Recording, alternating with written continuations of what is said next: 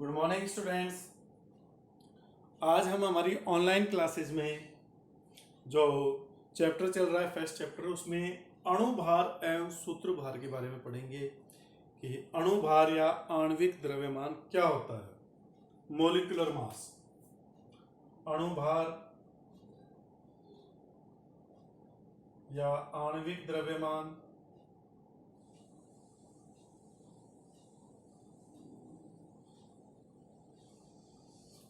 इन दोनों को क्या बोलते हैं? Molecular mass.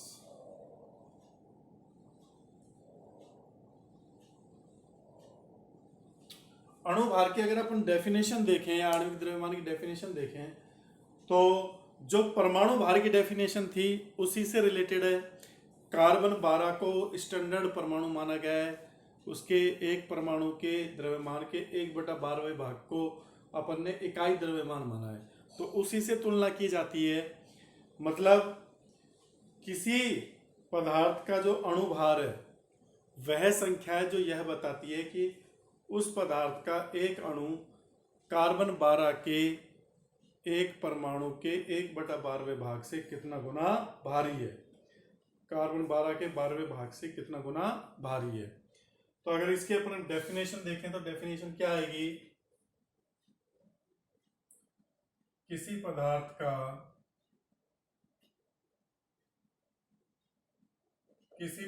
का अणुभार वह संख्या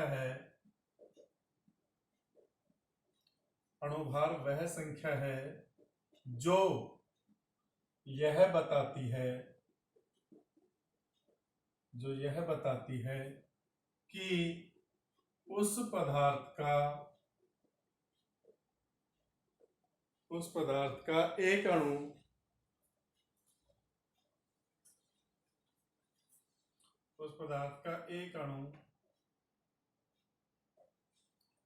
कार्बन 12 एक अणु कार्बन के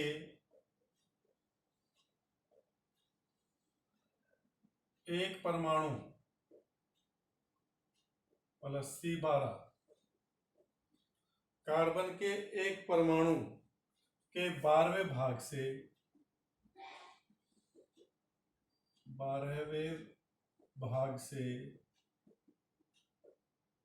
कितना गुना भारी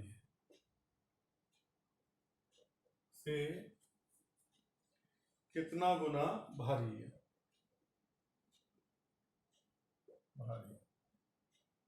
ये इसकी क्या हो गई?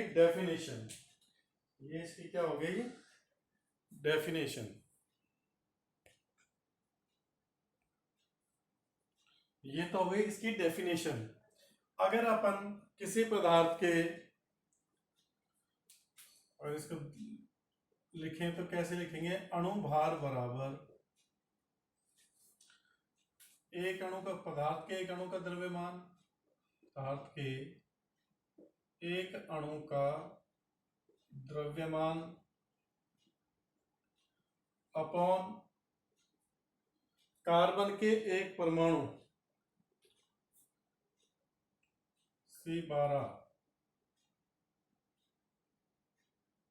के एक परमाणु का द्रव्यमान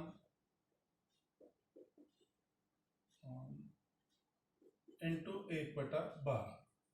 भाई एक परमाणु के द्रव्यमान के 12वें भाग से तो 1/12 से गुना कर दे। ये तो इसकी डेफिनेशन हो गई। अब देखिए, अगर हम किसी पदार्थ के अणुभार को ग्रामों में व्यक्त करते हैं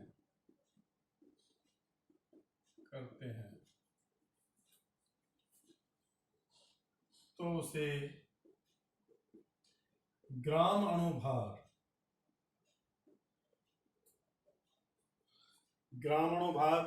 या ग्राम आणविक द्रव्यमान ग्राम अणुभार कहते हैं।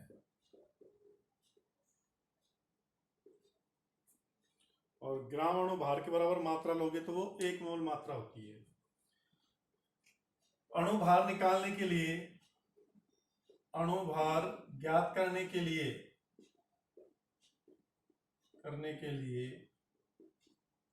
अणु में उपस्थित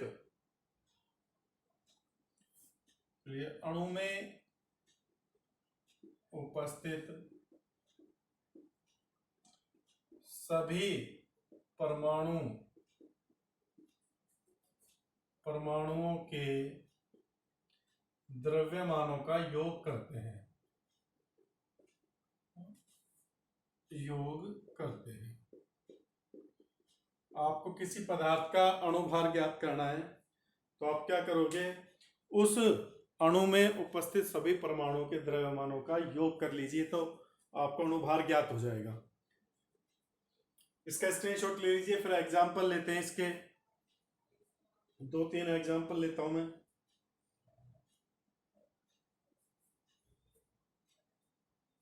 हाँ भाई, स्क्रीनशॉट ले लीजिए। ये केवल डेफिनेशन है, ये तो अणुभार की डेफिनेशन है कि किसी पदार्थ का अणुभार यह वह संख्या है जो यह बताती है कि उस पदार्थ का एक अणु कार्बन 12 के 12वें भाग से कितना गुना भारी है। और अगर अपन अणु भार को ग्राम में व्यक्त करते हैं तो वो 1 मोल मात्रा हो जाती है और उसी को अपन क्या बोलते हैं, ग्राम अणु भार। और अणु भार ज्ञात करने के लिए आप क्या करोगे, अणु में उपस्थित सभी परमाणुओं के द्रव्यमानों का योग करोगे। तो इसका स्क्रीनशॉट ले लीजिए। अब आगे देखिए,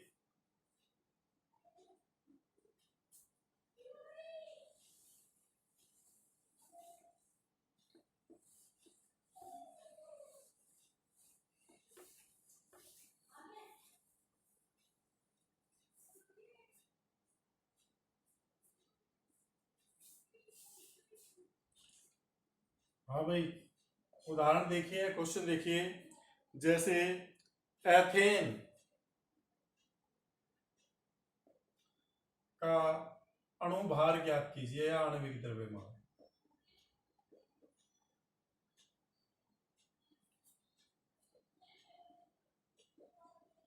अब हमें पता है एथेन का फॉर्मूला क्या होता है। एथ मतलब 2 कार्बन और एन मतलब सिंगल कार्बन से जुड़े हुए। तो एथेन का फॉर्मूला क्या होगा, CH3। टोटल देखें तो इसका C2H6, ये भी लिख सकते हैं। ये क्या है, एथेन। अब इसका अणु भार ज्ञात करना है तो इसमें देखिए कार्बन के कितने परमाणु हैं, 2। मैंने आपको परमाणु जो मोस्ट परमाणु हैं उनके परमाणु द्रव्यमान लिखवा दिए थे कल। तो कार्बन का 12 होता है, 2 परमाणु है तो 12 × 2 प्लस हाइड्रोजन का 1 होता है और 6 परमाणु है तो 1 × 6, 12 दूनी 24, 6 × 6 24 और 6 30। किसमें, यूनिफाइड बोलोगे या AMU, यूनिफाइड या AMU लिखोगे, एटॉमिक मास यूनिट। तो एथेन का अणु भार क्या है, 30 AMU। अगर इस 30 AMU को मैं 30 ग्राम बोलता हूं तो कोई तुमसे कहता है कि 30 ग्राम एथेन, तो 30 ग्राम एथेन का मतलब है 1 मोल मात्रा। 1 मोल मात्रा में अपन को पता है 6.022 × 10⁻23 अणु होंगे। तो अगर मैं अणु भार को एक ग्राम में व्यक्त कर दूं तो वो मोल बन जाता है। फिर अणु भार को ग्राम में, मतलब 1 ग्राम अणु भार का जो 1 ग्राम अणु भार है जो 1 मोल के बराबर है, ठीक है ना। इसी मात्रा को मैं ग्राम में व्यक्त करूं, 30 ग्राम C2H6, तो उसका मतलब है 1 मोल C2H6 है। ये इसका क्या है, द्रव्यमान है। क्योंकि ये बहुत हल्के कण होते हैं तो अपन AMU में व्यक्त करते हैं, 30 AMU। या और क्वेश्चन देखो, नाइट्रिक अम्ल का आणविक द्रव्यमान ज्ञात कीजिए। आणविक द्रव्यमान ज्ञात करो। क्या करोगे भाई, नाइट्रिक अम्ल होता है HNO3। अब हाइड्रोजन का 1 प्लस नाइट्रोजन का 14 होता है, ऑक्सीजन का 16 होता है, लेकिन 3 ऑक्सीजन है तो 16 16 32 16 48 कितना हो जाएगा, 14 और 1 15, प्लस 16 × 3 = 48, 8 × 5 = 13, 5 और 1 = 6, 63 यूनिफाइड एकीकृत द्रव्यमान या AMU। तो ये तो आपको आणविक द्रव्यमान निकालना आ गया होगा। जो भी आपको अणु दिया जाए उस अणु में उपस्थित परमाणुओं के द्रव्यमानों का क्या कर लो, योग, तो आपका आणविक द्रव्यमान निकल आएगा। अब अपन देखते हैं सूत्रभार, जो दूसरा वर्ड आया है सूत्रभार। कल अपन ने परमाणु भार और औसत परमाणु भार निकालना सीखा था। आज मैंने आपको एक तो अणु भार निकालना बता दिया है। अभी सूत्र भार और बता देता हूं। सूत्र भार कुछ भी नहीं है, अणु भार ही है एक तरह से।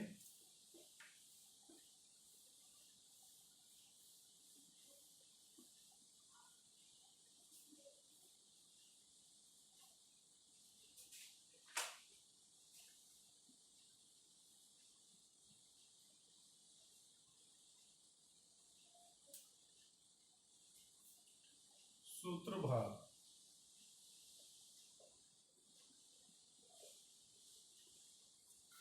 सूत्र भार क्या होते हैं? जो आयनिक यौगिक रहते हैं, आयनिक यौगिक जालकों के रूप में पाए जाते हैं,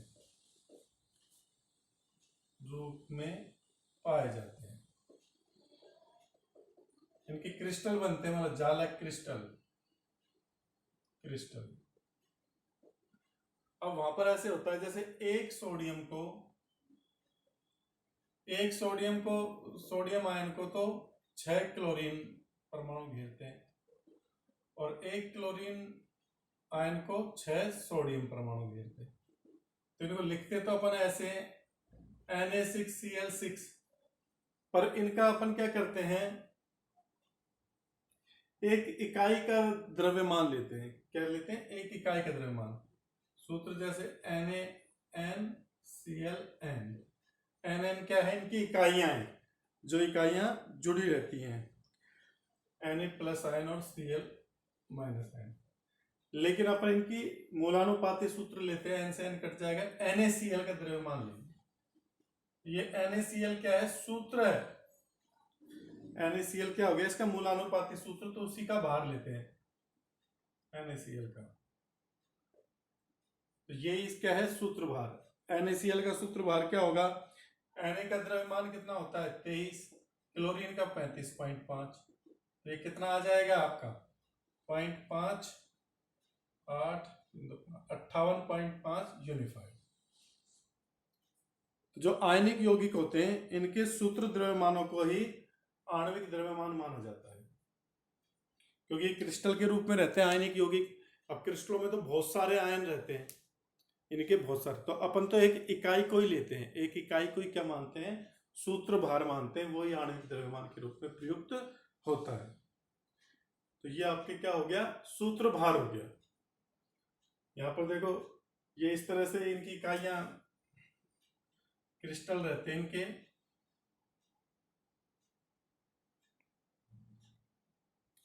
इस तरह से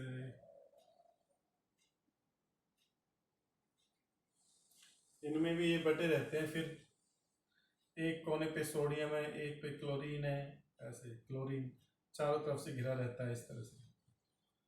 तो ये चीज बड़ी क्लास में आएगी, आपको 12वीं क्लास में देखने को मिलेंगे क्रिस्टल, 12वीं क्लास के फर्स्ट चैप्टर में। तो एक सोडियम को 6 क्लोरीन घेरे रहते हैं, या एक क्लोरीन को 6 सोडियम, पर वहां पर अपन 6 का नहीं करेंगे, अपन क्या करेंगे, उसका इकाई का लेंगे, केवल Na और Cl, इसको ही एक इकाई मानेंगे, इसका सूत्र बाहर निकाल देंगे। सारे आयनिक यौगिकों में ऐसे ही होता है। जैसे मैग्नीशियम क्लोराइड है, MgCl2, तो आपको पता है मैग्नीशियम का द्रव्यमान कितना होता है? 24, और क्लोरीन का 35.5 × 2, ये कितना हो जाएगा? 24 + 35 दूनी 70, 71, कितना आ जाएगा ये? 5, 7, 2, 95 यूनिफाइड। तो इस तरह से ये सूत्र द्रव्यमान निकाले जाते हैं। ये आपका क्या हो गया? अणुभार और सूत्रभार हो गए। अब अपन देखते हैं तुल्यांकी भार। अब अपन क्या देखते हैं? तुल्यांकी भार।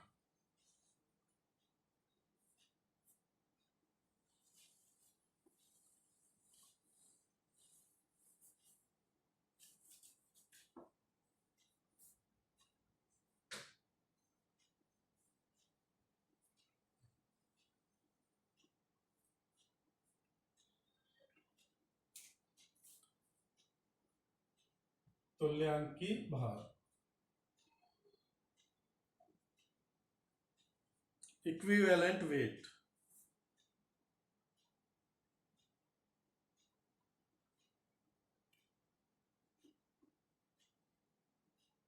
शॉर्ट में इसको इक्विवेलेंट वेट भी बोल देते हैं। तुल्यांकी भार क्या है? तुल्यांकी भार वह संख्या है, इसकी डेफिनेशन देख लो, डेफिनेशन इंपॉर्टेंट है, कई बार पूछता है वो तुल्यांकी भार किसे कहते हैं। इंपॉर्टेंट है, इसके में से क्वेश्चन आता रहता है, तुल्यांकी भार निकलवाता है। तुल्यांकी भार वह संख्या है जो यह बताती है कि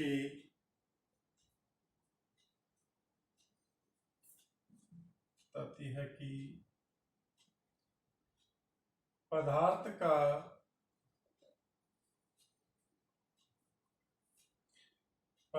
का कितना भाग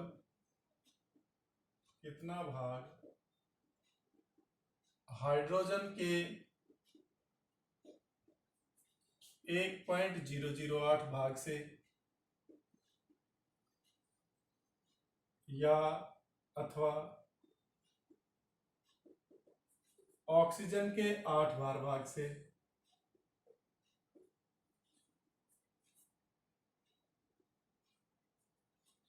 ऑक्सीजन के 8 भाग से अथवा क्लोरीन के 35.5 भाग से अथवा सिल्वर के 108 भाग से प्रत्यक्ष या अप्रत्यक्ष रूप से संयुक्त होते हैं अथवा उन्हें यौगिकों से विस्थापित कर देते हैं।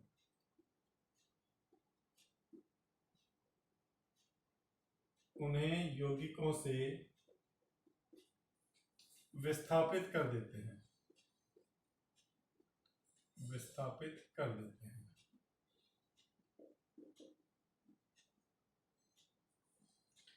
ये तुल्यांकी भार की परिभाषा है।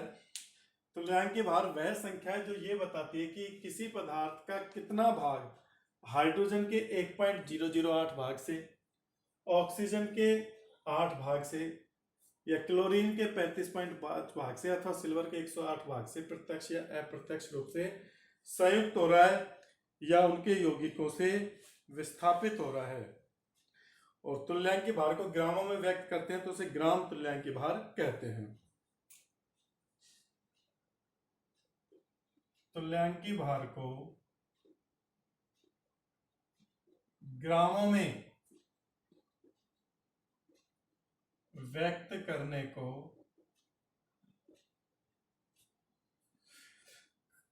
करने पर उसे ग्राम तुल्यांकी भार कहते हैं। ग्राम तुल्यांकी भार कहते हैं। ठीक है भाई। अब देखो,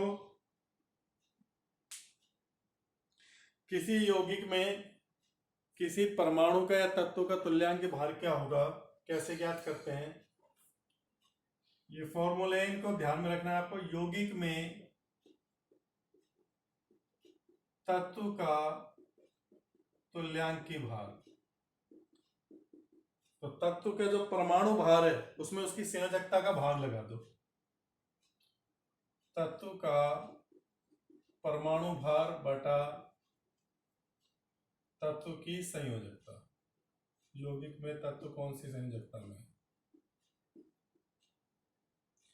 ये इसका क्या है, फॉर्मूला है किसी तत्व का या परमाणु का तुल्यांकी भार ज्ञात करने का। फॉर एग्जाम्पल, ये क्वेश्चन देखो, Fe2O3 व FeO। Fe2O3 तो क्या है, फेरिक ऑक्साइड, और FeO क्या है, फेरस ऑक्साइड। इसका नियम है, जब तत्व अधिक वाली संयोजकता दर्शाता है तो उसके नाम के पीछे इक लगता है, और कम वाली संयोजकता दिखाता है तो उसके नाम के पीछे क्या लगता है, अस लगता है। अधिक वाली संयोजकता दिखाएगा तो इक, और कम वाली दिखाएगा तो अस। अब Fe2O3 और FeO में Fe का तुल्यांकी भार ज्ञात करना है, ज्ञात करो। Fe का क्या ज्ञात करना है, तुल्यांकी भार ज्ञात करना है। तो देखो Fe2O3 में Fe+3 आयन है। Fe की संयोजकता क्या है, +3 है, का तुल्यांकी भार कैसे पता लगा, क्योंकि ऑक्सीजन की संयोजकता -2 होती है, तो इसकी क्या हो जाएगी, 3 +2 +3। अब कैसे ज्ञात करोगे, Fe का परमाणु भार अपॉन Fe की संयोजकता। इसमें Fe का परमाणु भार कल बताया था 56, याद रखना था, और 3 इसमें क्या है, +3 संयोजकता है, तो 3 का भाग दो, 3 एकम 3, 3 अट्ठे 24, फिर 3 छिंग 18, 18.6। इसका तुल्यांकी भार क्या आ जाएगा, 18.6। और अगर FeO में ज्ञात करोगे तो FeO फेरस ऑक्साइड में Fe की संयोजकता क्या है, +2, तो इसका तुल्यांकी भार क्या हो जाएगा, Fe का परमाणु भार 56 है, और संयोजकता क्या है, 2, कितना आ जाएगा, 28 दूनी 56, ठीक है ना, 28। तो यहां पर तो इसका 18.6 है, यहां पर 28 है। तो देखो एक ही तत्व का भिन्न भिन्न यौगिकों में तुल्यांकी भार क्या होता है, अलग अलग, कि उसकी संयोजकता का भार कितने क्या संयोजकता प्रदर्शित कर रहा है। Fe2O3 में ये +3 संयोजकता कर रहा है, ये -2, तो इसकी +3 संयोजकता है तो 3 का भाग दिया।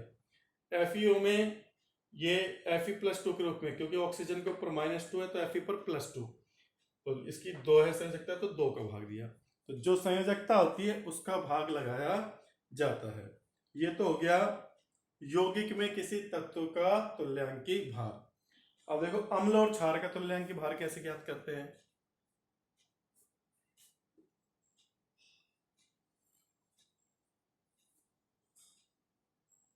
अब भाई इसका स्क्रीनशॉट ले लीजिए, फिर मैं इसको रफ कर देता हूं।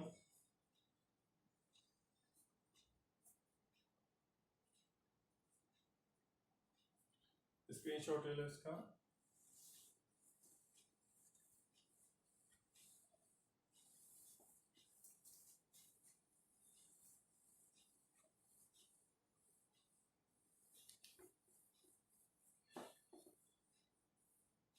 अब देखो अम्ल का तुल्यांकी भार,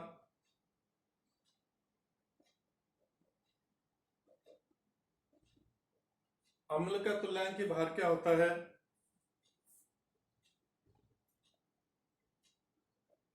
अम्ल का अणुभार और बटा उस अम्ल की क्षारकता। क्षारकता को बी से लिखते हैं, स्मॉल बी। अम्ल की क्षारकता क्या होती है, अम्ल द्वारा त्यागे जाने वाले हाइड्रोजन आयनों की संख्या। तो क्षारकता क्या है यहां पर, अम्ल द्वारा त्यागे जाने वाले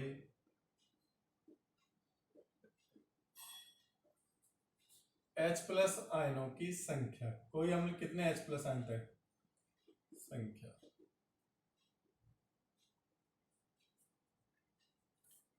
तीसरा, क्षार का तुल्यांकी भार क्या होगा,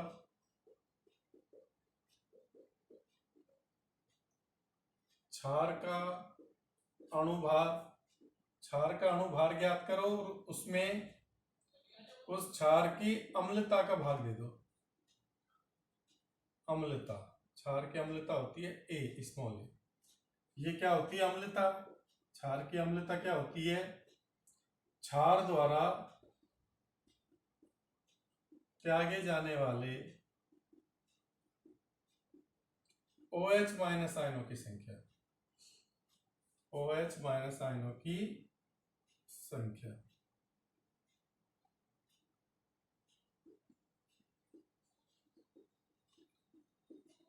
तो अम्ल का तुल्यांक भाग ज्ञात करना है तो उस अम्ल के अणुभार में उसकी क्षारकता का भाग लगाना, और क्षार का तुल्यांक भार ज्ञात करना है तो क्षार के अणुभार में उसकी अम्लता का भाग लगाना। फोर क्वेश्चन देखते हैं उदाहरण। H2SO4 और NaOH का तुल्यांक भार ज्ञात करना है। H2SO4 व NaOH का तुल्यांक भार ज्ञात करो। यहां पर देखो H2SO4 में से 2 H+ आयन निकल सकते हैं। तुल्यांक भार निकालने के लिए क्या करोगे, H2SO4 का अणुभार देखो, H2SO4 का अणुभार बटा H2SO4 की क्षारकता। तो H2SO4 का अणुभार 2 हाइड्रोजन के 2 गुणा 1 प्लस सल्फर का 32 ऑक्सीजन के 16 गुणा 4 अपॉन 2 H+ आ सकता है तो 2 का भाग लगाओ, ये आ जाएगा 98, 98 में 2 का भाग दोगे तो 49। तो H2SO4 का तुल्यांक भार तो क्या आ जाएगा 49। NaOH का तुल्यांक भार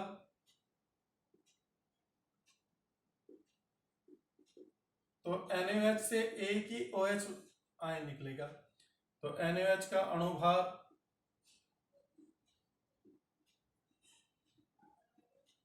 बटा NaOH की अम्लता, बेसिसिटी, सोडियम का 23, ऑक्सीजन का 16 और हाइड्रोजन का 1 बटा 1 ही दे रहा है तो 1, यह आ जाएगा 40। तो देखो H2SO4 का तुल्यांक भार 49 और NaOH का तुल्यांक भार 40। इस प्रकार से अम्ल और क्षार के तुल्यांक भार ज्ञात किए जाते हैं। तो आज अपन ने अणुभार और तुल्यांक भार के बारे में पढ़ा है। कल अपन मोल पर आधारित प्रॉब्लम और इनकी प्रॉब्लम्स करेंगे, क्वेश्चन करेंगे। तब तक के लिए बाय।